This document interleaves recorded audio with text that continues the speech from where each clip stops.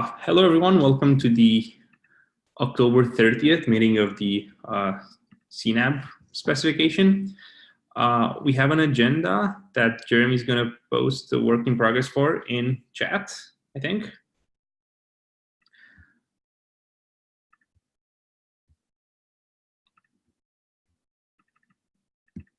I don't see anybody new today, so we can get started with the first item, which was if anyone wants to review the security specification, 301 and 303 are supposed to be ready for review. I'll just paste links to those.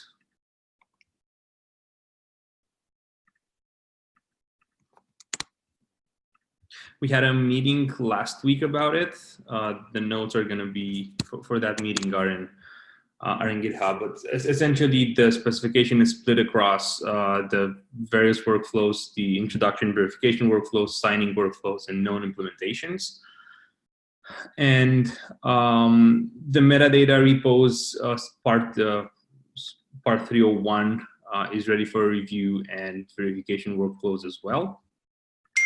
And specifically for 304 for known implementations, we're waiting on, we started working on a Python reference implementation. Justin suggested that a couple of weeks ago, and we're getting started on it. It's still very early. We haven't done much progress there, but it is there, working on it. If you have any feedback for 301 and 303, feel free to review. Justin, have you had a chance to look over those over the last couple of weeks? I just started having a very quick look earlier today, but I didn't really finish. I'll try and have a look in the next couple of days. They still say work in progress at the beginning. Maybe we should. Yeah, we can. If they're kind of ready for review, it'd be good if they actually say so on the PR. Yeah. Okay. I'll ask Tishan to remove the work in progress label for them. Specifically, the only remaining item that is to be discussed was passing the in-toto root layout signing key. And we decided at some point a couple of weeks ago, just for now for the implementation, to go with one of the tough keys to sign in-toto metadata. And that's what we're doing for now. There was a discussion last week on whether we could add a note to use external HSMs for that. Would that make sense? Is that something that we could add in the specification? That if people want to use external services to, at least inside organizations, to pass the key, would that make sense, or is just, what do you think, Justin?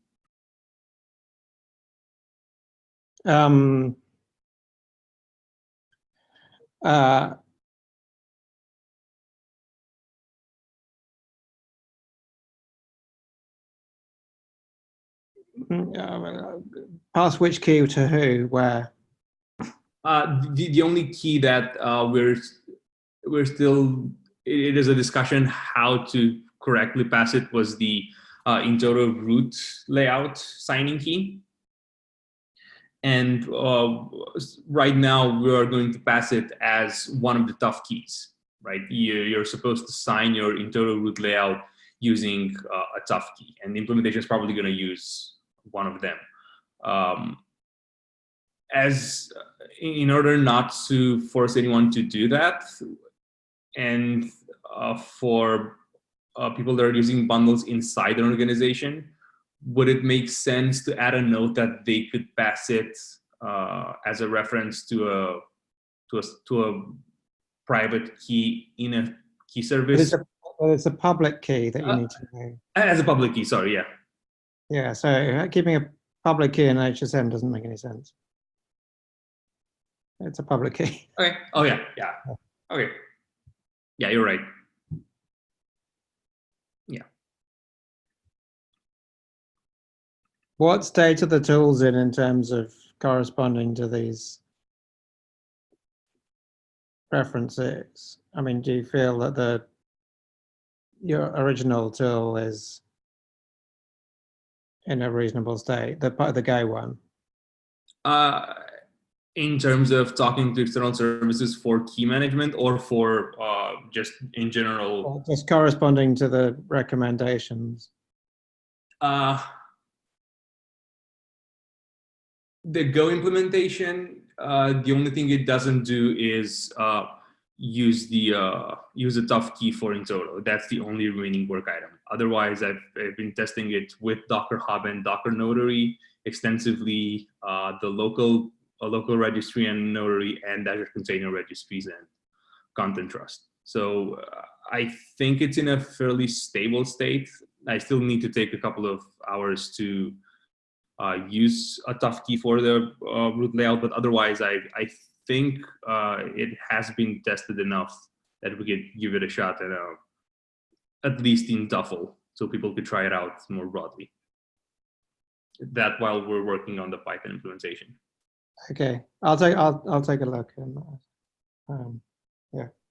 Yeah, and that was the other point in the security discussion, which is the Go implementation. We're going to move it shortly this week to the cnab-to-oci organization. I think Jeremy suggested that DCO has been added to the org and we can move it there. Is that okay? Can I do that today, Jeremy? Yeah, you should be able to. Okay, so I'll do that today. People can try it out. I think easiest way will be to create a release and add some binary so that people could just download them without building themselves. I'll try to do that this week.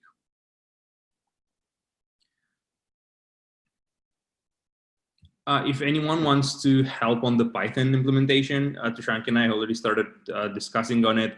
And there are some internal people at Microsoft who are interested in at least reviewing some work there, who have experience building stuff. So if you want to help us with the Python implementation, we're more than happy to. Well, we're going to move the repo for the Python implementation as well this week on the CNAB organization. The next one was cnab-to-oci and the work that we've been doing there. Local images are now pushed as well. There's a work in progress for that, which means that a potential Duffle build followed immediately by a Duffle push workflow to a registry is working now. I tested that on a number of different bundles last week, and essentially now it is supposed to work. Everything seems to be working fine. Thanks a lot for Sylvan for the work there, and other Docker people as well. Is there anything other than the remaining pull requests that we still want for a release? The sooner we have a release, the sooner we can unblock a bunch of work for both Duffle and cnab-go, which would significantly simplify dependencies. And yeah, we're about to release soon. I hope today. There's just one PR you already GTM. Just need to review it before merging it. That should be okay for today.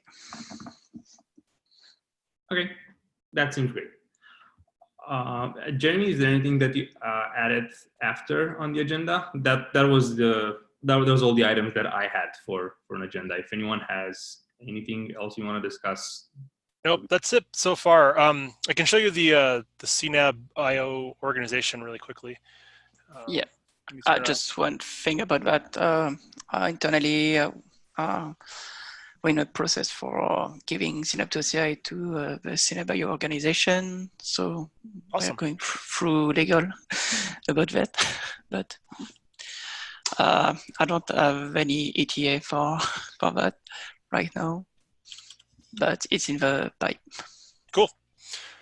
So here is the org, and I've set up a bunch of teams already. If we look at the teams, we have CNAB contributors, which is everybody, and then underneath that we have child teams that can represent each of the projects. So we have Duffle maintainers and cnab-go maintainers, spec maintainers, and these should reference like the owner's files eventually.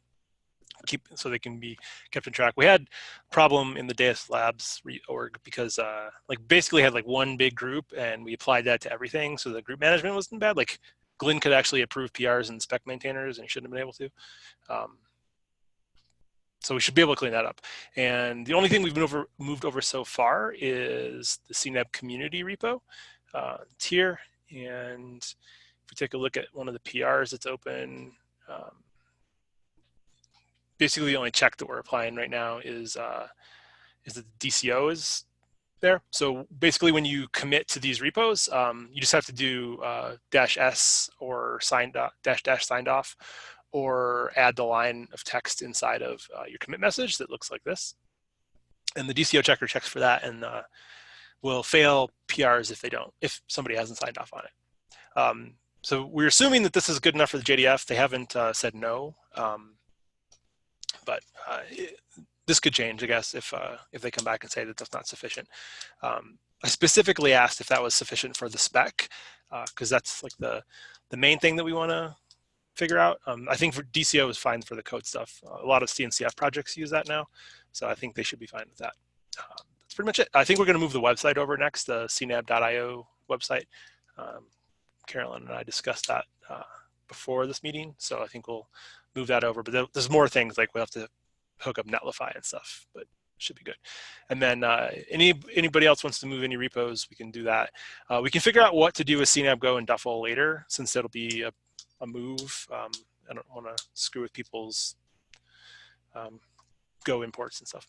We can figure out how to do that. Any questions?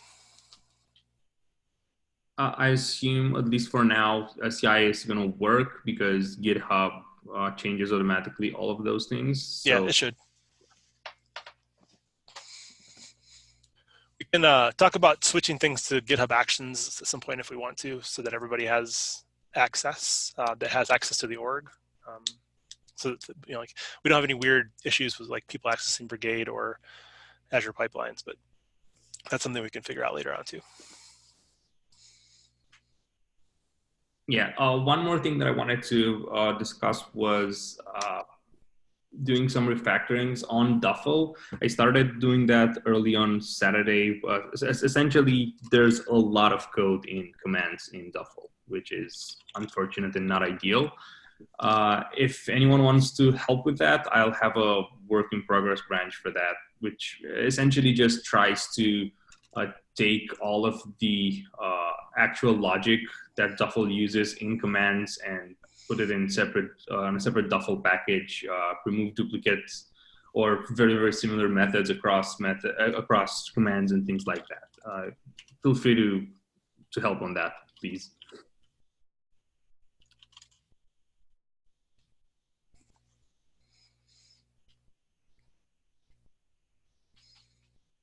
All right, anything else? Would it be helpful for the security specification if people had a way of trying it directly from Duffle, like Duffle push -- sign and Duffle pull and verify and things like that? Yeah, I think it would make it easier. People didn't have to switch between multiple tools. Okay, I'm not sure if I'm going to be able to get to it this week, but it's something that I'll keep in mind. And the integration should be fairly straightforward, but yeah, I'll try to do it next week.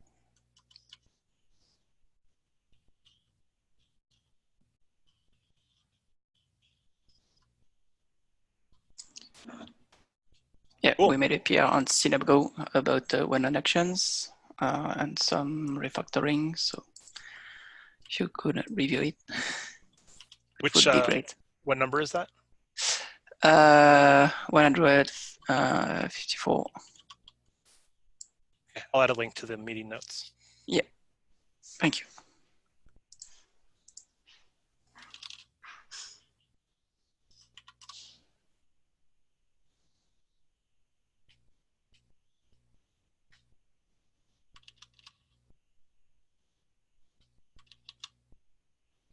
All right, so I guess that's all for the agenda today, so we can give everybody back some time. Yeah.